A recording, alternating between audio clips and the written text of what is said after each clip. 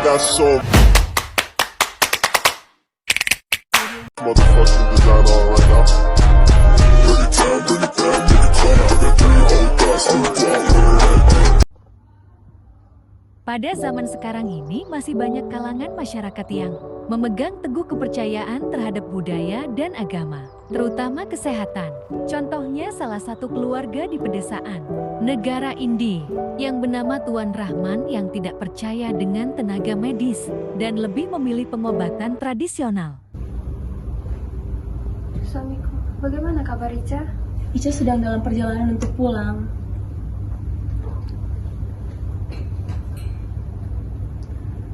Aku sangat merindukannya. Aku sangat menunggu kedatangan Ica. Apalagi aku sedang sakit seperti ini. Aku akan berdoa untukmu ya. Suamiku, tubuhku semakin sakit.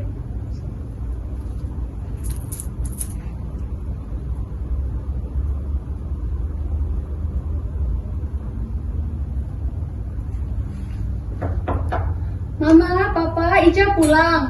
Mama. Kamu sudah pulang, Nak? Udah, Pak. Mama kenapa? Mama. Ayo berdoa bersama Papa. Enggak, ini enggak harus didoakan, Ma. Mama. Aduh, Mama. Kenapa sih Papa ini harus berdoa? Aduh, Mama. Ica udah pulang, Mama.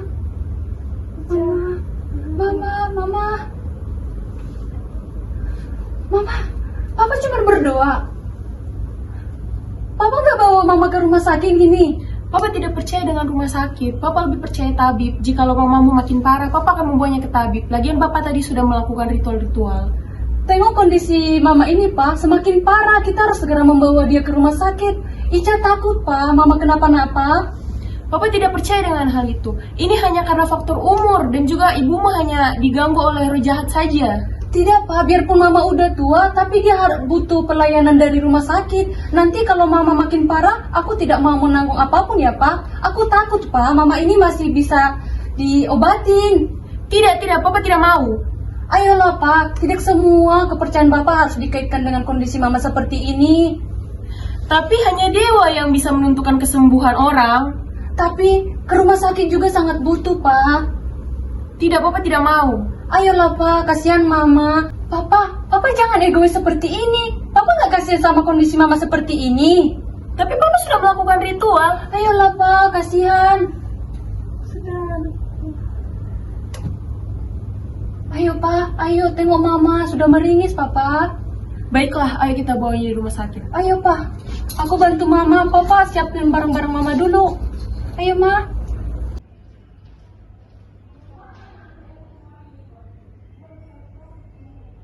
Ayo, Ma, pelan-pelan saja. Kita mau sampai. Suster, tolong Mama saya. Ayo saya bantu. Mama saya sedang sakit, Suster. Tolong dibantu. Iya, ayo bantu saya. Naikkan pasien ke tempat tidur. Iya. Tolong, Suster. Bantu saya naikkan kaki pasien. Iya, Suster. Tolong bantu diselimutin. Cepat ditangani, Suster. Saya takut.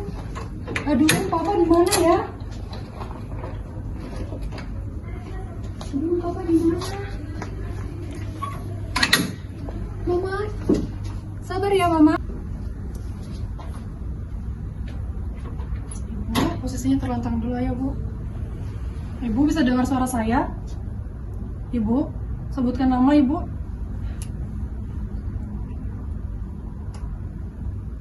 Permisi ya, Bu.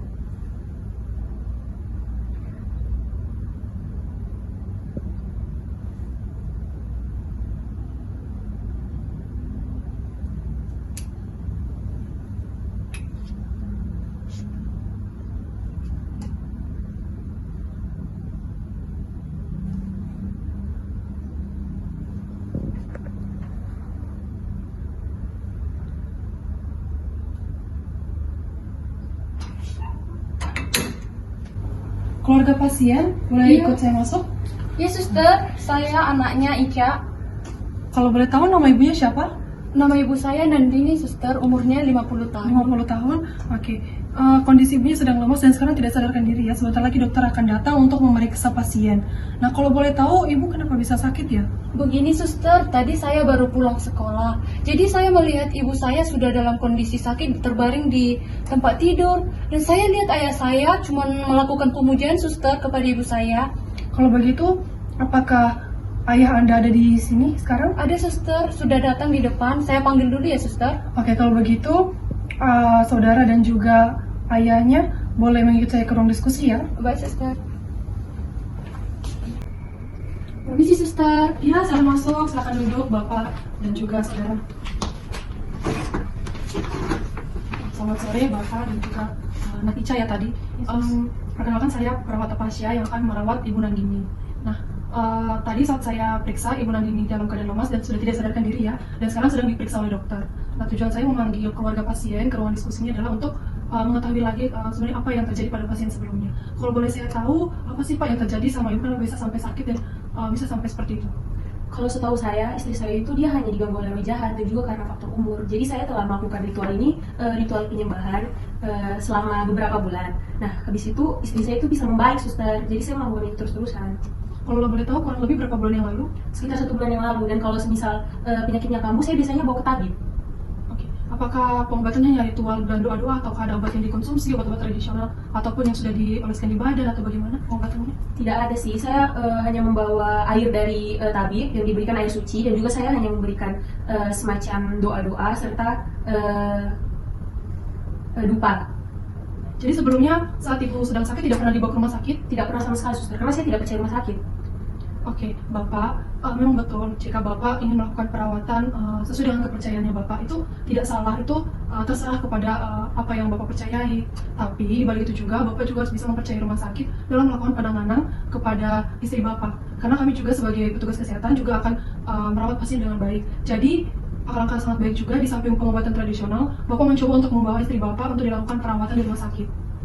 Kamu jangan seperti itu ya. Kamu tidak usah mengajar-ajar saya yang benar atau yang salah. Saya tahu yang baik untuk keluarga saya bagaimana. Papa duduk dulu, Papa tenang. Yang dibilang suster itu benar Pak, Papa harus dengerin suster. Saya juga tidak menyalahkan kepercayaan Bapak. Saya bisa menerimanya. Tapi saya menganjurkan juga supaya Bapak ikut membawa keluarga Bapak yang sakit itu untuk melakukan perawatan medis. Kita bisa tahu diagnosis penyakit pasien itu seperti apa dan bagaimana penanganan yang tepat untuk menolong pasien. Ya suster, karena di daerah saya itu masih peka sama budaya, jadi bapak saya masih terikat suster sama leluhur-leluhur. Jadi itu bagaimana suster? Untuk pasien dulu sementara sedang diperiksa dokter, nanti hasilnya akan diberitahukan.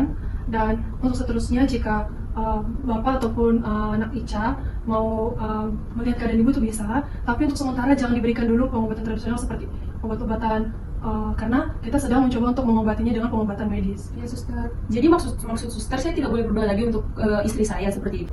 Untuk berdoa itu sangat bisa dilakukan Pak, karena itu tidak mengganggu. Tapi pengobatan lainnya seperti yang Bapak katakan tadi, menggunakan dupa itu kan mengeluarkan asap dan itu tidak hanya mengganggu pasien, tapi pasien-pasien lain Pak. Jadi apapun yang kita lakukan pengobatan di sini, kita juga harus melihat situasi dan kondisinya Pak, seperti itu. Tapi jika semisal rumah sakit tidak bisa menanganinya dengan baik, saya akan membawanya ke tabib ya. Lalu saya juga akan menuntut rumah sakit ini. Kami tidak bisa menjamin keselamatan pasien atau kesembuhannya, tapi kami membantu untuk memberikan pengobatan atau merawat pasien dengan baik. Tidak apa-apa jika semisal Bapak merasa tidak percaya lagi ke rumah sakit dan membawanya ke tabib, tapi kami sudah punya komitmen sebagai perawat ataupun dokter ataupun kesehatan lainnya untuk betul-betul merawat atau melayani pasien dengan baik. Baiklah kalau begitu, tidak salahnya untuk mencoba, suster. Iya. Terima kasih ya suster atas edukasinya. Semoga ibu saya cepat sembuh. Dan kami minta tolong suster untuk suster tetap menjaga ibu kami. Ya, tentu saja saya akan mencoba yang terbaik untuk merawat keluarga, untuk merawat pasien. Oke, terima kasih suster. Ya. Terima kasih. Kami permisi dulu ya suster. Ya.